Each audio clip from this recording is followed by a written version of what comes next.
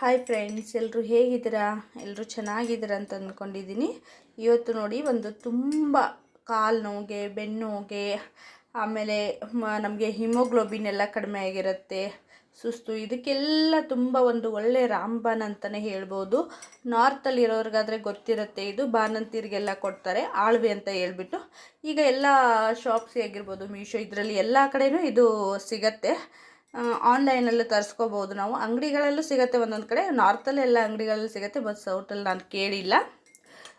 ತುಂಬ ಒಳ್ಳೆಯದು ಇದು ಹೆಲ್ತಿಗೆ ಎಲ್ಲ.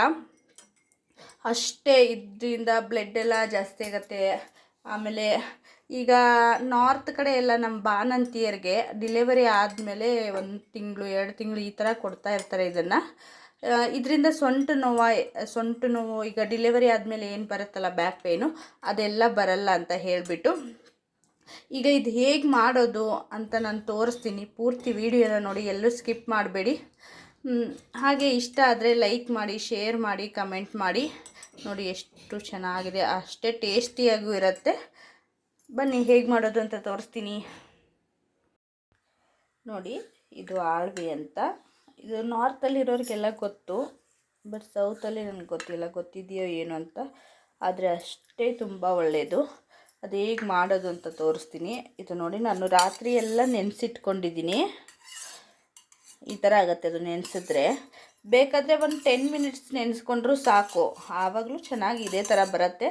ಬಟ್ ರಾತ್ರಿ ಎಲ್ಲ ನೆನೆಸಿದ್ರೆ ಒಳ್ಳೆಯದು ಅಂತ ನಾನು ಈ ಸ್ಪೂನಿಂದ 1 ಸ್ಪೂನ್ ಹಾಕಿದ್ದೀನಿ. 1 ಸ್ಪೂನ್ಗೆ ಇಷ್ಟ ಆಗಿದೆ. ಇದು ಚೆನ್ನಾಗಿದ್ದು ಬರುತ್ತೆ. ಈಗ ಇದನ್ನ ಹೇಗೆ ಮಾಡೋದು ಅಂತ ತೋರಿಸ್ತೀನಿ ಬನ್ನಿ. ಇವಾಗ ನೋಡಿ, ನಾನು ಸ್ವಲ್ಪ ಬಿಸಿ ನೀರನ್ನ ಕಾಯಿಸೋಕೆ ಇಟ್ಕೊಂಡಿದ್ದೀನಿ. ನಿಮ್ಗೆ ಯಾವ ಥರ ತೆಳ್ಳಗೆ ಬೇಕಾದರೆ ತೆಳ್ಳಗೆ ಅಷ್ಟು ನೋಡ್ಕೊಂಡು ನೀರು ಹಾಕ್ಕೊಳ್ಳಿ. ಅದು ಎಷ್ಟಿರುತ್ತಲ್ಲ ಅದ್ರದ್ದು ಅಷ್ಟಕ್ಕೆ ಸ್ವಲ್ಪ ಜಾಸ್ತಿ ಹಾಕ್ಕೊಂಡ್ರೆ ಸಾಕು. ಈಗ ನೀರು ಬಿಸಿ ಆಗಿದೆ, ಅದಕ್ಕೆ ನಾನು ಇದನ್ನೇನು ನೆನೆಸಿಟ್ಕೊಂಡಿದ್ದೀನಲ್ಲ ಆಳ್ವಿ, ಅದನ್ನ ಹಾಕೋತಾ ಇದ್ದೀನಿ. ಇದನ್ನು ಈಗ ನಾವು ಒಂದು 10 ನಿಮಿಷ ಚೆನ್ನಾಗಿ ಬೇಯಿಸಬೇಕು. ನೆಂದಿರುತ್ತೆ, ಬಟ್ ಬೇಯಿಸಿದ್ರೆ ತುಂಬ ಚೆನ್ನಾಗಿರುತ್ತೆ. ಬೆಳಗ್ಗೆ 1 ವಾರ ಕುಡಿದು ನೋಡಿ ನೀವು, ನಿಮಗೆ ಗೊತ್ತಾಗುತ್ತೆ. ಎಂಥ ಬೆನ್ನೋವಿದ್ರೂ ಅದರಲ್ಲಿ ಸೀಸರಿನೆಲ್ಲ ಆದವ್ರಿಗಂತೂ ತುಂಬ ಒಳ್ಳೆಯದು.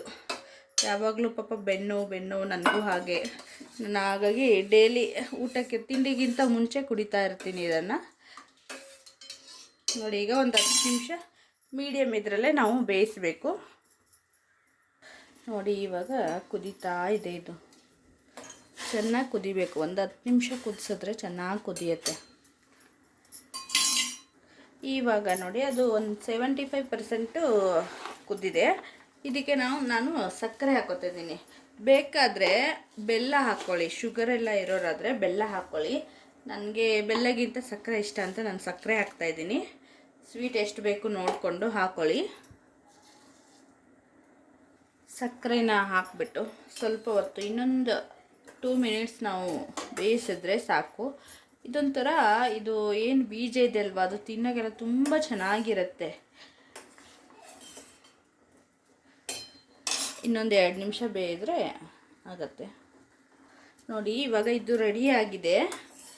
ಈಗ ಲಾಸ್ಟಲ್ಲಿ ಬೇಕಾದವರು ಹಾಲು ತುಪ್ಪ ಹಾಕೋಬೋದು. ನಾನು ಹಾಲು ತಿನ್ನಲ್ಲ, ಹಾಗಾಗಿ ನನಗೆ ಇಷ್ಟ ಇಲ್ಲ ಅಂತ ನಾನು ಏನೂ ಹಾಕೋತಾ ಇಲ್ಲ. ಈಗ ಇದನ್ನ ಗ್ಯಾಸ್ ಆಫ್ ಮಾಡಿಬಿಟ್ಟು ಹಾಲು ಬೇಕಾದರೆ ಹಾಲು ಹಾಕ್ಕೊಳ್ಳಿ, ತಿನ್ನೋರು ತುಪ್ಪ ಹಾಕ್ಕೊಳ್ಳಿ, ಇನ್ನೂ ಒಳ್ಳೆಯದು. ಬಟ್ ನನಗಿಷ್ಟ ಆಗಲ್ಲ ಅಂತ ನಾನು ಹಾಕಿಲ್ಲ, ಇಷ್ಟೇ ಹಾಕಿ ಮಾಡಿರೋದು. ನೋಡಿ, ಈ ಥರ ನಮ್ಮ ಆಳ್ವಿ ಇದು ರೆಡಿಯಾಗಿದೆ. ಆಳ್ವಿ ಪಾಯಸ ಅಂತಲೇ ಅನ್ಬೋದು.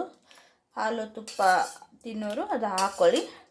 ತುಂಬ ಮೂಳೆಗೆಲ್ಲ ಅಂತೂ ಕಬ್ಬಿಣದ ಕಡಲೆ ಅಂತಾರಲ್ವ, ಆ ಥರ ಮೂಳೆ ಗಟ್ಟಿಯಾಗತ್ತೆ ಇದರಲ್ಲಿ. ನಾರ್ತಲ್ಲಿರೋರಿಗಾದರೆ ಗೊತ್ತು, ಬಾಣಂತಿಯರಿಗೆಲ್ಲ ಇದು ಕೊಡ್ತಾರೆ. ತುಂಬ ಒಂದು ಒಳ್ಳೆಯ ಅಂಶ ಇರೋ ಇದು ಬೆಳಗ್ಗೆ ಖಾಲಿ ಹೊಟ್ಟೆಯಲ್ಲಿ ಕುಡಿದ್ರಂತೂ ಇನ್ನೂ ತುಂಬ ಒಳ್ಳೆಯದು. ನೋಡಿ, ಈಗ ಅನ್ನಿಸ್ತು ಒಂದು ಆರೋಗ್ಯವರ್ಧಿನಿ ಪಾಯಸ ಅಂತಲೇ ಹೇಳ್ಬೋದು. ಇಷ್ಟ ಆದರೆ ಲೈಕ್ ಮಾಡಿ, ಶೇರ್ ಮಾಡಿ, ಕಮೆಂಟ್ ಮಾಡಿ. ತುಂಬ ಜನ ಬೆನ್ನೋವೆಲ್ಲ ಇರ್ತಾರೆ, ನಿಮ್ಮ ಫ್ಯಾಮಿಲಿ ಫ್ರೆಂಡ್ಸ್ಗೆಲ್ಲ ಶೇರ್ ಮಾಡಿ, ಹಾಗೆ ಕಮೆಂಟ್ ಮಾಡಿ.